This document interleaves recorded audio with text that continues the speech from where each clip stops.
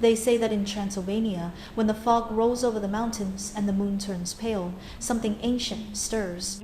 A shadow that walks the night, feeding not on food, but on blood. This is the legend of Dracula, and it begins at Bran Castle.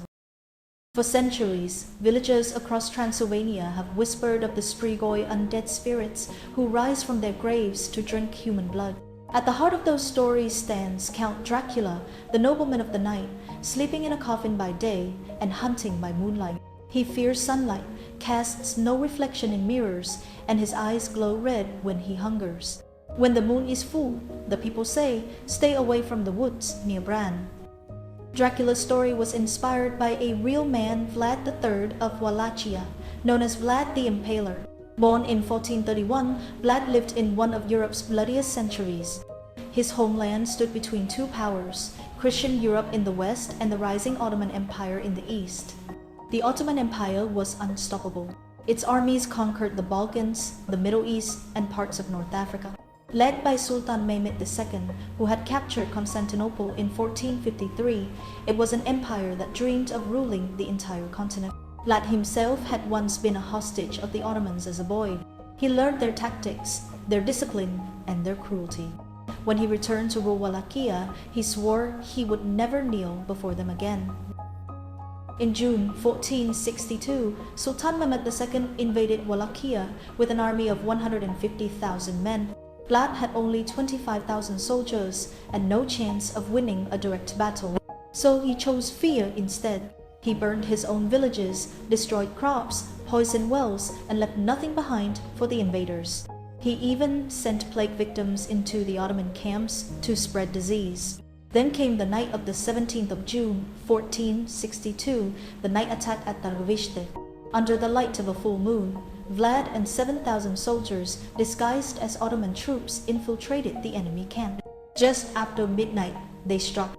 The silence shattered with the sound of horns, fire, and chaos. Vlad rode straight toward the Sultan's tent, cutting through guards and officers. His goal was simple: to kill Mehmed II himself. For hours, the battlefield burned. But in the confusion, Vlad attacked the wrong tent, killing several of the Sultan's commanders instead. By dawn, over 15,000 Ottoman soldiers were dead. Though Vlad failed to kill the Sultan, he terrified an empire.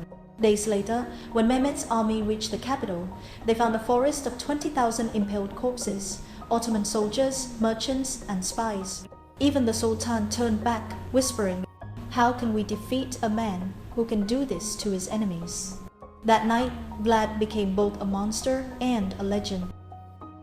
Bran Castle, built in 1388, stands on the border of Transylvania and Wallachia, where east once met west. Its towers rise from jagged cliffs, surrounded by mist and forest. Though Vlad the Impaler never lived there, its eerie beauty matched Bram Stoker's 1897 novel, Dracula. Since then, the world has called it Dracula's Castle. Inside, visitors walk through dark stone corridors, candlelit rooms, and exhibits of armor, torture tools, and medieval relics. One chamber is dedicated entirely to the vampire legend, filled with artifacts, books, and old film posters.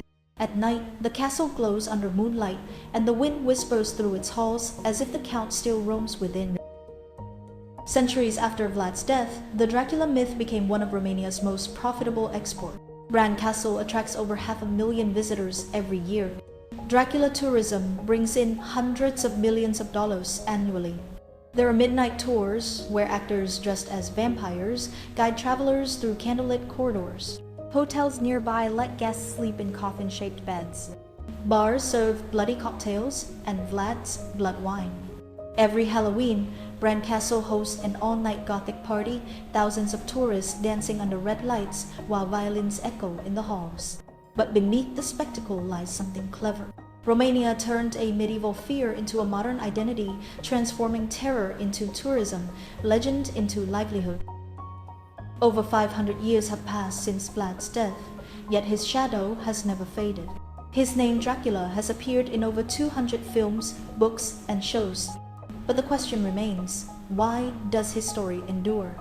Because Dracula represents more than fear. He is immortality itself, the part of humanity that refuses to die. He embodies our fascination with power, beauty, and eternal youth. And perhaps that's why, in every city, every night, someone still dresses like him, tells his story, or dreams of becoming him. Maybe Dracula never left his castle. Maybe he simply learned to walk among us. The legend of Dracula may not be real, but the darkness he reflects ambition, cruelty, and the hunger for immortality is still alive. And as long as there are stories to tell, Count Dracula will never die.